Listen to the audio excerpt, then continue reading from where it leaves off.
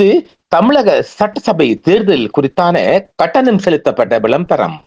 தலைவன் என்றால் ஐயா ஸ்டாலின் மீது 1000 விமர்சனம் எனக்கு உண்டு. அரசியல் இல்லையோ, ஆனாலும் இரவோடு இரவாக தூக்கத்தை குறைத்து வந்து நின்னார்ல. தலைவன் அப்படிங்கறதுல உங்களுக்கு இந்த பேரை கேட்டோன்னே என்ன மனசுல தோணுது? ஸ்டாலின். எஸ். அக்கினி நெஞ்சில் குமுறும் எரிமலை கட்டின கலட்டும் ஆத்திரகாரா, அந்த குருதி அடிமொழி வேரில் அனலை திரட்டும் தைரியகாரா, கணீரம் தேடி கடலால தாண்டி வந்தாயே நீ கரிகாலா. அரவணைக்கிற போக்கு, அதை பேசி சரி செய்கிற போக்கு கலைஞரை விட திரு ஸ்டாலின் வந்து ஸ்ட்ராங்கா இருக்குன்னு நினைக்கிறேன். ஸ்டாலின் இஸ் மோர் டேஞ்சரஸ் தேன் கருணாநிதி. அதை இன்னைக்கு ஸ்டாலின் நிரூபித்துக் கொண்டிருக்கார். நீ கரிகாலா, தைரியம் தேடி கடலால தாண்டி வந்தாயே நீ கரிகாலா.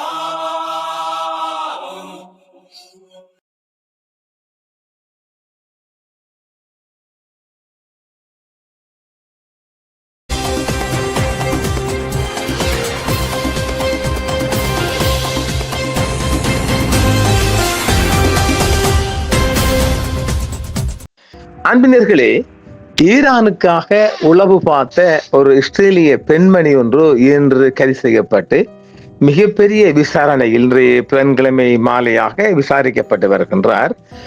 அடுத்தது இதுவரைக்கும் ஈரானிய பதிலடி தாக்குதலில் 400 வீரர்கள், அமெரிக்க வீரர்கள் காயமடைந்ததாக உத்தியோகபூர்வமாக அமெரிக்கா தெரிவித்துள்ளது. அடுத்த செய்தியாக இருக்கின்றது என்னவென்றால், அசீம் முனீர் அவர் பாகிஸ்தான் இறங்கிட்டார் சொன்னோம் இல்லையா, அவர் அமெரிக்க அதிபர் முக்கியமான செய்தி ஒன்றை கொண்டு போய்க்கிறான். அவருக்கு இவர் காவடி எடுக்கார். யாருக்கு? அவருக்கு இவர் காவடி எடுக்கார். அதுதான் செய்தி.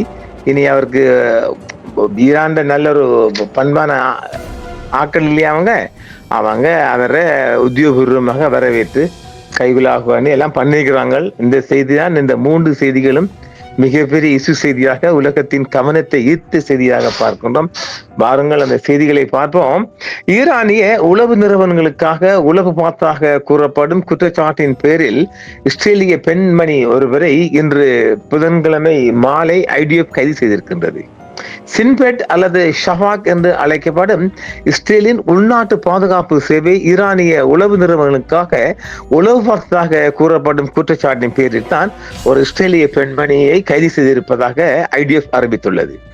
புதன்கிழமை சின்பெட் வெளியிட்ட அறிக்கைகளின்படி மேலதிக விசாரணைகள் நிலுவையில் உள்ளதால் அடையாளம் வெளியிடப்படாத அந்த பெண் ஆட்சியின் தேசிய பாதுகாப்பிற்கு அச்சுறுத்தலாக இருந்த நடவடிக்கைகளில் ஈடுபட்டதாக அவர் மீது குற்றம் சாட்டப்பட்டிருக்கின்றது. ஹைபாவில் அமைந்துள்ள, ஏற்கனவே இந்த ஹைபாவில் தொடர் தாக்கல் வருது தானே, அது இந்த மாதிரி நம்ம அப்போ சொன்னோம், ஒரு உளவு தகவல் ஒன்று இல்லாம இந்த மாதிரி பெரிய சொட்ட அடிக்கலாண்டு நம்ம சொல்லியிருந்தோம். அது நம்முடைய செய்திக்குள்ள சொல்லியிருந்தோம். அதாவது இவங்களுக்கு இஸ்ரேலுக்கு இங்க பாக்குற மாதிரி அங்கேயும் ஈரான் அங்க இருக்கிறான்னு சொன்னோம். அதுல ஒன்றுதான் இது. ஹைபாவில் உள்ள இராணுவ தளங்கள், பாதுகாப்பு மையங்கள் மற்றும் முக்கிய எண்ணெய் சுத்திகரிப்பு நிலையங்கள் உள்ளிட்ட முக்கிய இஸ்ரேலிய ராணுவ தளங்களை புகைப்படம் எடுத்து அவர் உளவு தகவல்களை சேகரித்து ஈரானுக்கு அனுப்பியதாக அந்த பெண்மணி மீது குற்றம் சாட்டப்பட்டிருக்கிறது. ஒரு இளம் பெண்மணி என்றும் சொல்லப்படுகிறது. மேலும் தனது உளவு முயற்சிகளுக்கு ஈடாக குறிப்பாக ஒரு முக்கிய முன்னாள் இஸ்ரேலிய அதிகாரி குறித்த தகவல்களை வழங்கியதற்காக அந்த பெண் நிதி இழப்பீடு பெற்றதாகவும் சொல்லப்படுகிறது. நிதி இழப்படுவையா, நல்லது. ஈரானுக்காக உளவு பார்த்ததாக கூறப்படும் குற்றச்சாட்டின் பேரில் இஸ்ரேல் மக்களை கைது செய்வது இது முதல் முறை அல்ல. பல பேரும் கைது செய்யப்பட்டிருக்கிறார்கள்.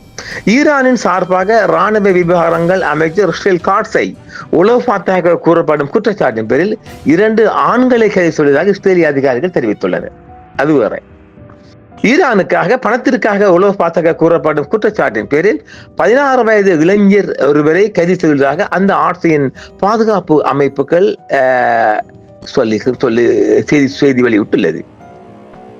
அமெரிக்க ராணுவம் ஈரானின் பதிலடி தாக்குதல்களில் 400 வீரர்கள் காயமடைந்ததாக உத்தியோகபூர்வமாக அறிவித்துள்ளது. ஈரானுக்கு எதிரான இஸ்ரேலுடனான கூட்டு தாக்குதலில் ஏற்பட்ட உயிரிழப்புகளின் எண்ணிக்கையை அதிகரிக்க அமெரிக்க ராணுவம் புதுப்பித்துள்ளது சொல்லப்படுகிறது. பிப்ரவரி 28 அன்று தொடங்கி ஏப்ரல் 7 அன்று வரையான கால பகுதியில் போர் நிறுத்தத்துடன் முடிவடைந்த ஈரான் மீதான தாக்குதலின் போது குறைந்தது 399 அமெரிக்க படை வீரர்கள் காயமடைந்துள்ளதாக அமெரிக்க மத்திய கட்டளை பிரிவு சென்ட்ரல் காம் தெரிவித்துள்ளது இன்று புதன்கிழமை.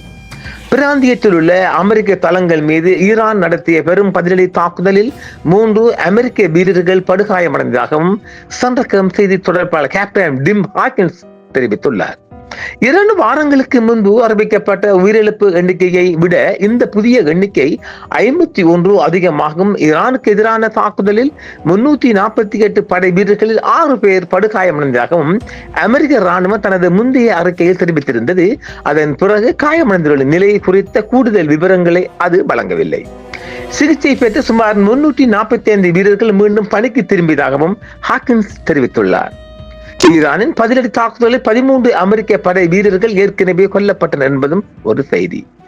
ஈரானுடனான மோதலில் அமெரிக்க உயிரிழப்புகள் மிக அதிகமாக இருந்திருக்கலாம் என நிபுணர்கள் சந்தேகிக்கின்றனர். குறிப்பாக மேற்காசியா மற்றும் பாரசீக வளைகுடா பகுதிகளில் ஈரானின் பதிலடி தாக்குதல்கள் மேலும் பல இடங்களுக்கு விரிவடைந்ததால் உயிரிழப்புகளின் எண்ணிக்கை அதிகரித்திருக்கின்றது. அந்நாட்டில் சரிந்து பெறும் பொருளாதார தரங்களுக்கு மத்தியில் அமெரிக்க இஸ்ரேலிய ஆக்கிரமிப்பு அமெரிக்காவுக்கு பெரும் நிதி இழப்பையும் ஏற்படுத்தியுள்ளதாகவும் சொல்லப்படுகிறது.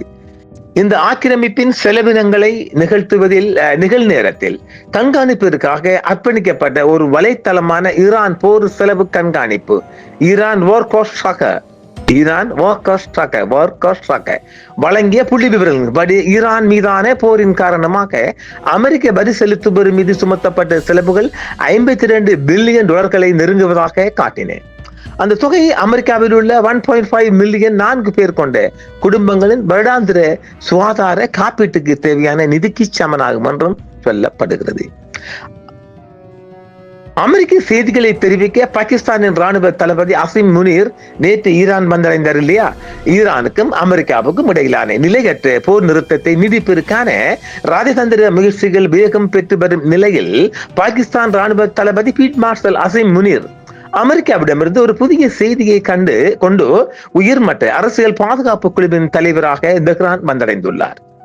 வெளியுறவு அமைச்சகம், பாதுகாப்பு நிறுவனங்கள் மற்றும் தொழில்நுட்ப வல்லுநர்களின் பிரதிநிதிகளை உள்ளடக்கிய முனீரின் குழு நேற்று ஈரானிய தலைநகரின் தெஹ்ரானில் தலையிறங்கியதாக சொல்லப்படுகிறது. ஈரானிய தலைமைக்கு அமெரிக்க செய்தியை தெரிவிப்பதும் அடுத்த கட்ட பேச்சுவார்த்தைகளை திட்டமிடுவதுமே இந்த பயணத்தின் நோக்கமாகும் என்றும் முனீர் தெரிவித்திருக்கின்றார். இந்த குழு ஈரானிய வெளியுறவு அமைச்சர் அப்பாஸ் அரக்சியை சந்திக்கும் என எதிர்பார்க்கப்படுகின்றது.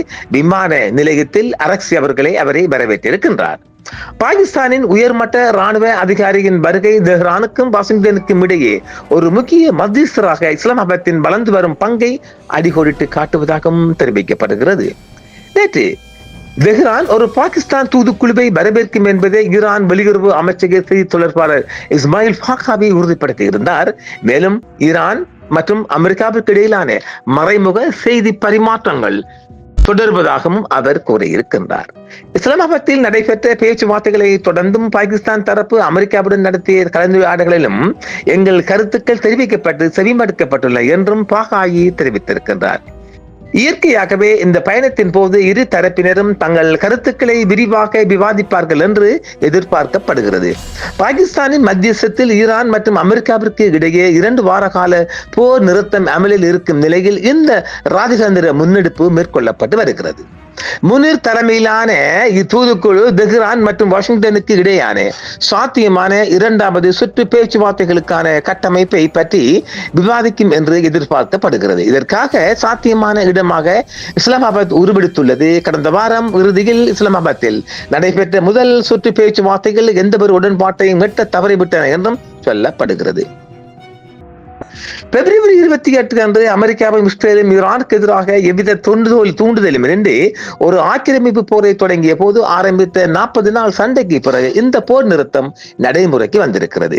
இந்த ஆக்கிரமிப்பில் ஈரானின் அப்போதைய தலைவர் அலி கமினி அவர்கள் கொல்லப்பட்டார். அவருடன் 40க்கும் அதிகமான தலைமைகள் கொல்லப்பட்டது.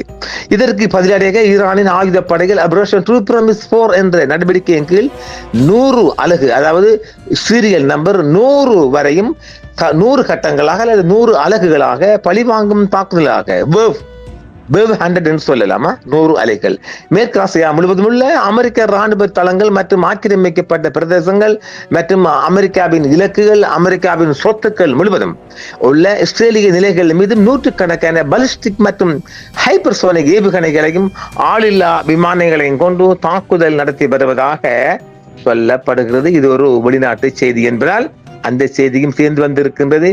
ஏராளமான செய்திகள் வெளிவந்த வண்ணம் இருக்கின்றது. நாம் தொடர்ச்சியாக வரும் செய்திகளையும் அள்ளி வருவோம். மீண்டும் மற்றொரு செய்தியில் சந்திப்போம் நேர்களே. என்றும் உங்களுடன் சன்ரைஸ் இந்தியா டிவி சப்ஸ்கிரைப் பண்ணுங்கள், பெல் பட்டனையும் கிளிக் செய்யுங்கள். உங்கள் ஆதரவே எங்கள் சேவை. ஆதரவு தாருங்கள், அரவணைப்போம். மறக்காம சர்ப்ரைஸ் பண்ணுங்க. தேங்க்யூ.